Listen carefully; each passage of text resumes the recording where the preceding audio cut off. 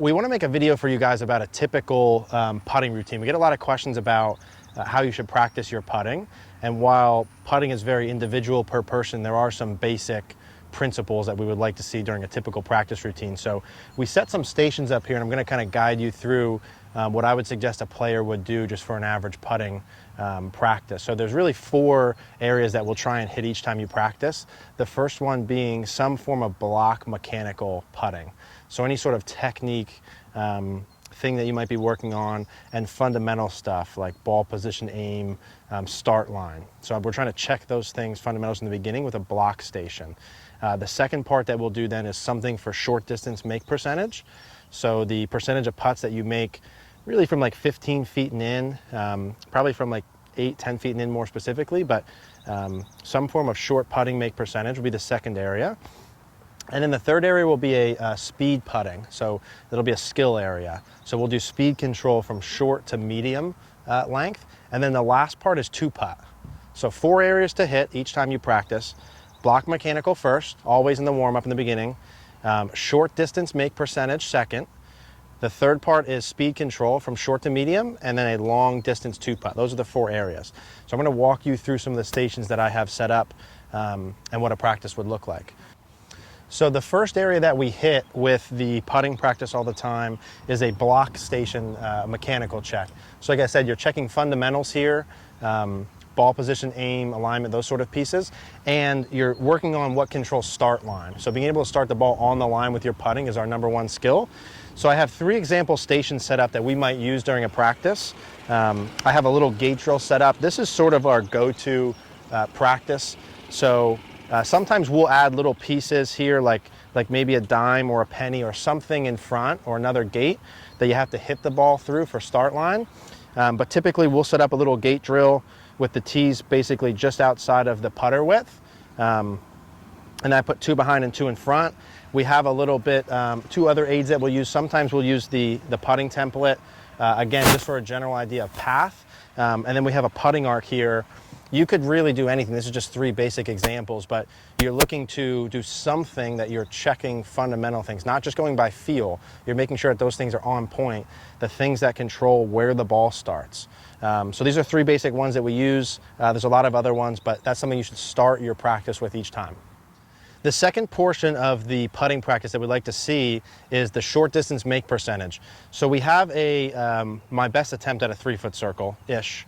But it's just a short distance circle. This is one, again, of many, many, many different things you could do. This would be a baseline game that we would play. So we usually do 5 golf balls, 3 feet around the hole. Like to find a hole typically with a decent amount of slope. And the rules can be adjusted per player, but typically I like to see you have to make all 5. You can do a 4-foot circle instead of a 3-foot, or a 5-foot. Star drills, there's other things to do, but after you do your block station, do some form of short distance make percentage. Set the rules based on your skill level. The third portion of the putting practice is the speed control. So for putting and for all the areas, we're trying to hit a specific skill in this third part. So speed control. So we do a short to medium length speed game in this portion. 2 of them that we use as baselines is the leapfrog. So we have a video on that one. You can check out the rules of that. I like that one a lot for developing touch from short to mid length, probably my favorite one. And then we'll also do speed ladders. So we have a 3 to 15-foot speed ladder set up. Another thing just to build speed control, we'll typically do, this is a short distance ladder. We would do a medium and a long. So this is kind of working speed from 3 to like 30 feet. So short to mid range. And this will be the third part of your practice after you did the block warm up and the short distance make percentage. The last part of the putting practice is long distance speed control and the ability to 2-putt. A structured game that we play is called 20 to 60 2-putt. So you line golf balls up 20, 30, 40, 50, 60, and you have to 2-putt all the way back to the ladder.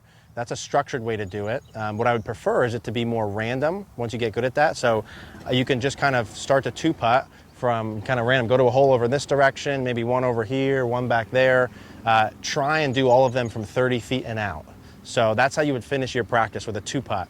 A lot of people like to do a 9-hole 2-putt, so you kind of keep score for 9 holes, how many putts it took. Or you can do a how many in a row. So you try and start from outside of 30 feet, try and 2-putt it, and just keep going until you 3-putt. So you do as many as you can get. This would be the last part of your practice after you do all of the other areas. Those 4 areas in each one of your practice would be what I'd like a typical practice to look like. Now, it doesn't need to be super structured every time. You can go by feel. If some days and you're struggling with the short distance putts, you can spend more time there. If you're really struggling with the speed, increase the time there. So it does not have to be perfect every time. Go by feel, adjust as you need, but try and hit as many of those areas as you can. You should do a block station at the beginning of every single practice, no matter what, like taking a vitamin. To me, you should do the short distance no matter what. You should do the speed no matter what, and the 2-putt no matter what. But adjust how much time in each area according to your skill level, where you're at, and how you feel with things. In the normal putting practice routine, we do have these 4 areas, but that doesn't mean that this has to take forever to do. You would just scale how much time in each area based on how much time you have. So for instance, if you were going to practice for 15 minutes, that doesn't mean you just do the block and skip the other areas. You do all 4 of them. Maybe you just do only 10 putts in the block, and you do just one little version of leapfrog, one circle. If you're going to putt for an hour or 2, then you still do all 4. You just spend more time in each area. So I wouldn't cut an area if you don't have enough time. I would just decrease the amount of time, but keep kind of the same. If you're going to do 15 minutes, do a couple minutes in the first one, a couple minutes in the second, couple in the third. So if you guys have any questions on that, that's a typical putting practice routine. There's so many different games to play in each one of these areas, and adjust the rules and games. Keep it interesting. This should not be boring and monotonous. So if you guys have any questions, just let us know.